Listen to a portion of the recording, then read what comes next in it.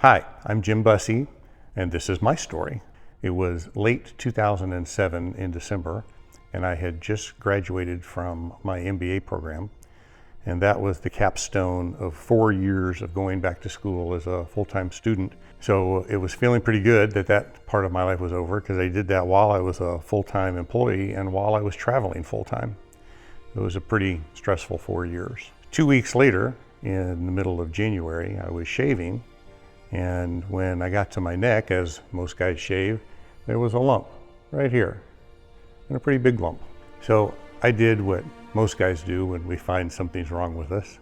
I ignored it and assumed it would go away. And another couple of weeks went by, and it continued to grow. And Stacy looked at me one day and said, "What is that on the side of your neck?" And I said, "I didn't know. I was just assuming it would go away."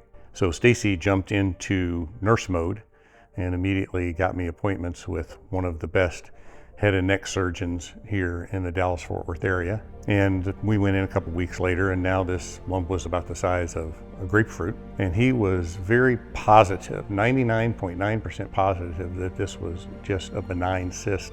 But he felt that this wouldn't be any kind of problem at all and that he would just take that out. He was so positive, he didn't even biopsy it. And he was again so positive, he said, "You know, I'm about to go on vacation for 3 weeks. Would you mind waiting till we got back?" And I said, "No, that's fine. It's benign." So he got back and we went in for the surgery, and went like most surgeries go. And at the end, I was coming out, waking up in recovery, and Stacy was sitting beside my chair, just bawling in tears. And that is not the way you want to wake up coming out of a surgery. So I knew something was wrong. And a few minutes later, the surgeon came in and said, "I'm sorry, I was wrong. You have cancer. You have 6 months to live." And he turned around and walked out. And that was quite a shock to us. And so later we went to see all of the oncologists. And it turns out that that tumor was in my lymph system, right here in the back of my neck, and I have a 14-inch scar that goes kind of all over my neck where they had to peel my face back to get that. And it turned out I had stage 3 metastatic melanoma, and at that point in time there was no treatment for melanoma, especially once it had metastasized into your lymph system. So they gave me a 3% chance of living longer than 6 months and living to up to 12 months, and said, "Go home and get all your affairs in order." And said, "Oh, by the way, you're probably going to die a 70 or 80 pound skeleton, so you might as well put on all the weight that you can. That'll help extend things out." So we went down to MD Anderson to get a second opinion, and we were in MD Anderson for, I think, a couple of weeks. And they did every test known to mankind. And at the end, they confirmed the diagnosis, they confirmed the staging, and said, "At this point, there are some experimental programs, but you don't qualify for that, because we don't think you'll live long enough. So just basically go home and get your affairs in order."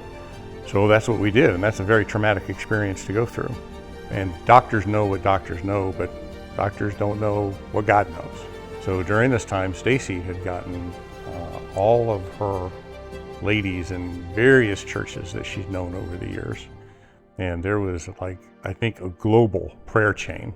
That is what ultimately made the difference. They did want to do some radiation, and so I went in for that. But my concern was, hey, the biggest problem with radiation is it causes more cancer.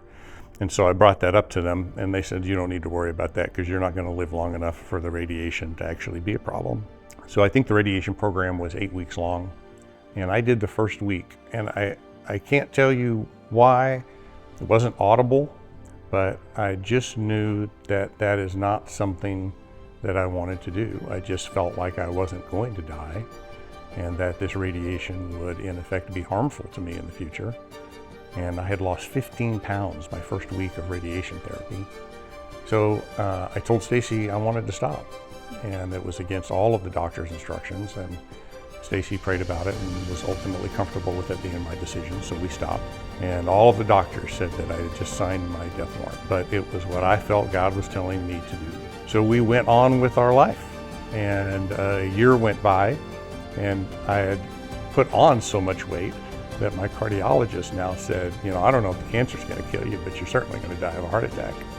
started losing the weight, and I was never sick again. The cancer has never returned. I guess it could come back tomorrow, but it never returned. I never had any other illness from that. Contribute all of that to basically the effect of the prayer chain. The doctors said I was a walking miracle, and I'll live that. So I'm not telling anyone else that they should or shouldn't follow treatment, or should or shouldn't listen to doctors. But the doctors only know what doctors know. But God, as they say. So I would encourage you all to listen to what you're being told when you face very dramatic situations in your life. You know, pray about it, and you're going to get advice from all kinds of family and friends and religious figures, but you've got to do what's right for you, and do that in prayerful consideration of what God's trying to tell you to do. And I hope your situation turns out as successful as mine did.